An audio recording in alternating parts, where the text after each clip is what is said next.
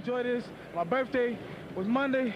Now I finally get to go home and enjoy it with some Burger King. Here I come, baby! Yeah. Burger King! Yeah. Burger King! Yeah. Yo! And talk to Bob Bear, because he's my man. Don can't kiss my ass.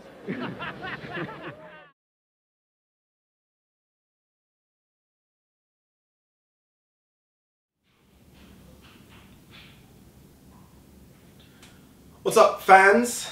What's up, fight fans? What's up, viewers? Thank you once again for tuning in. Much appreciated. For those who haven't subscribed, please hit that subscribe button. And for those that are coming back to watch another video, thank you. Honestly, I thank you so much. All right, so quick one. So Kell Brook. By the way, I've got my laptop in front of me. So if you see me looking down all the time, it's because I've got my lappy. More because when I quote fighters, I don't want to misquote them. So I just want to read, if I can, a statement that Kell Brook made. And this was unboxing scene. And he was actually saying stuff.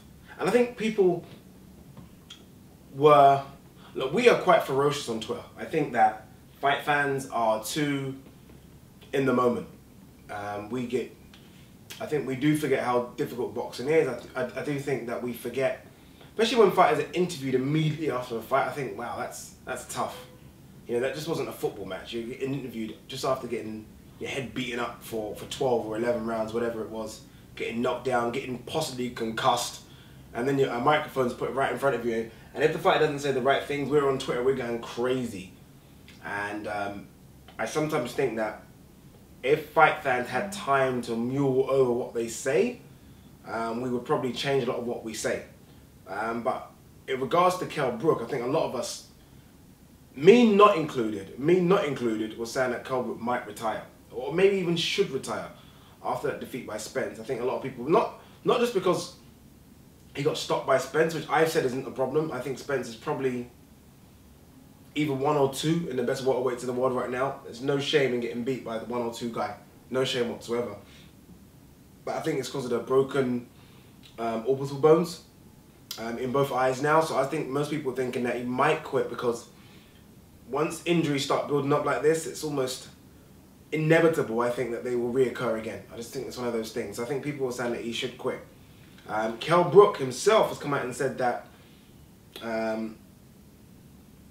he thought about quitting, that his mum, his dad, his girlfriend all saw him in the hospital, and they were like, you know, you might want to stop doing this right now. And I think he kind of thought about it as well.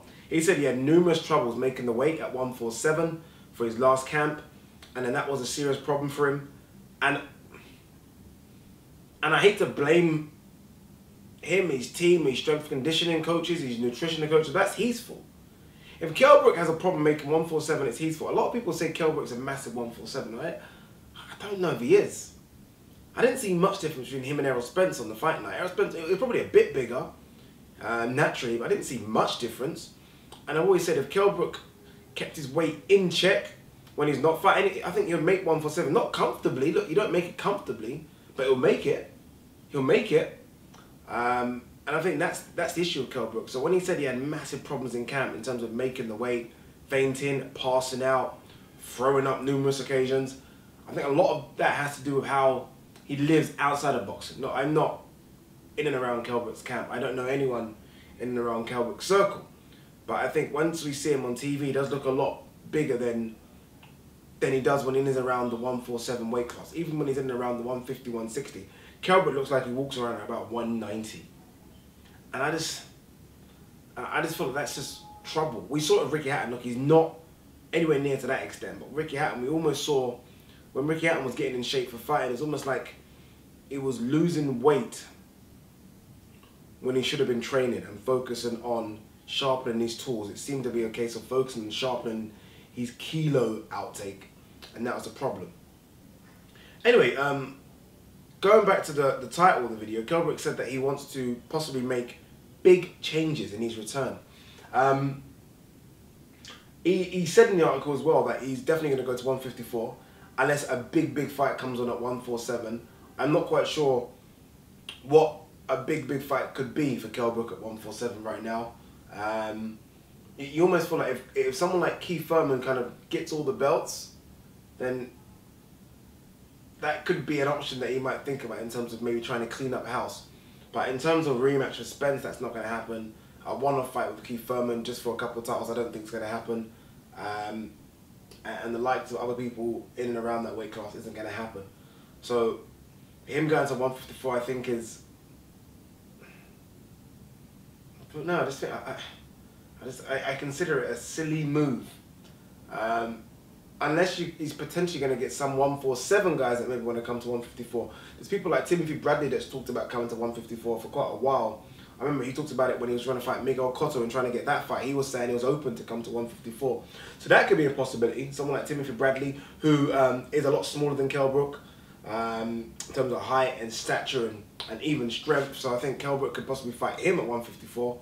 But the 154 guys now, I think every single one of them is a big mistake. Or every single one of them that's an elite boxer that brings money to the table is a big mistake. Canelo's a possibility at 154, maybe. That could make sense. And other people have talked about English fighters, Liam Smith, maybe even Liam Williams. These 4 fights. But when he mentioned big changes, the first thing that sprang to mind for me was Dominic Ingle. Look, they've been together a long, long time. Since Kell was 7 or 8 years old, Kell's been in that Ingle camp, watching the likes of Ryan Rhodes and Johnny Nelson. And I think he even came maybe on the late back end of Prince Nassim Hamed. So he's seen all those people in the Ingle camp and how close and tight that camp was. So I think Dominic Ingle and Brendan Ingle are more like father figures or even grandfather figures for Kell Brook. But, and I'm not one for advocating fighters should change trainers when they lose. But 2 big losses back to back, not being able to keep your weight down, struggling to make weight for the 147 fight recently, I think he could think about maybe getting away from home comforts and trying something new. And you can't blame him for doing so. When you're this close to retirement, as he says he was, then maybe something new might bring a breath of fresh air, something different. I mean, it must be very hard going to the same training facilities, the same training camp, doing the same training drills time and time and time again for the last 20 years nearly.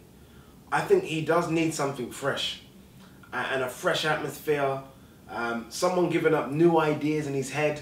Look, Kell Brook's a fantastic boxer. I don't know if he uses his boxing skills to the best of his ability.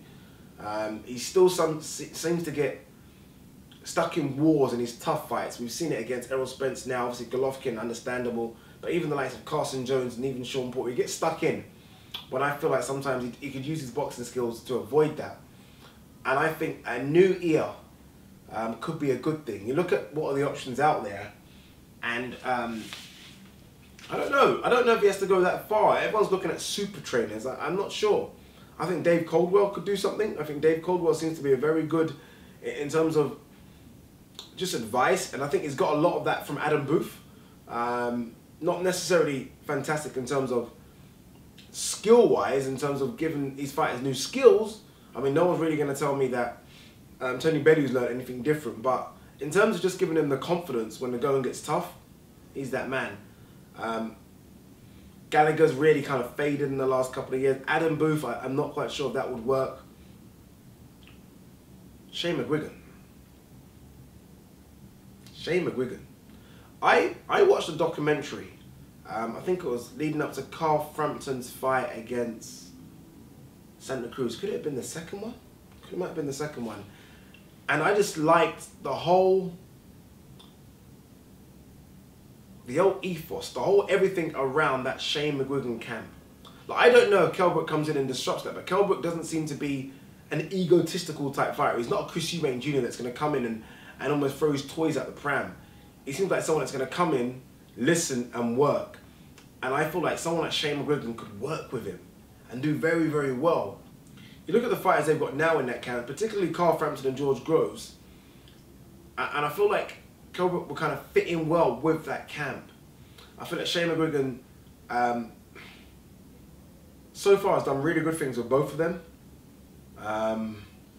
Yeah, he might have a little bleep on his record that's David Haye, but a blip on his record that's David Haye, but I don't necessarily think that's his fault. I think David Haye covered up a lot of injuries and it kind of just fell fell flat on his face in the Teddy Bellew fight. I think Shane McGuigan could do a good job with Kell Brook. And I think if he's going to move camp, now's the time.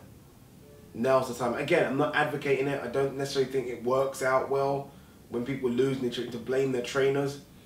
But he's been in and around that camp for numerous years.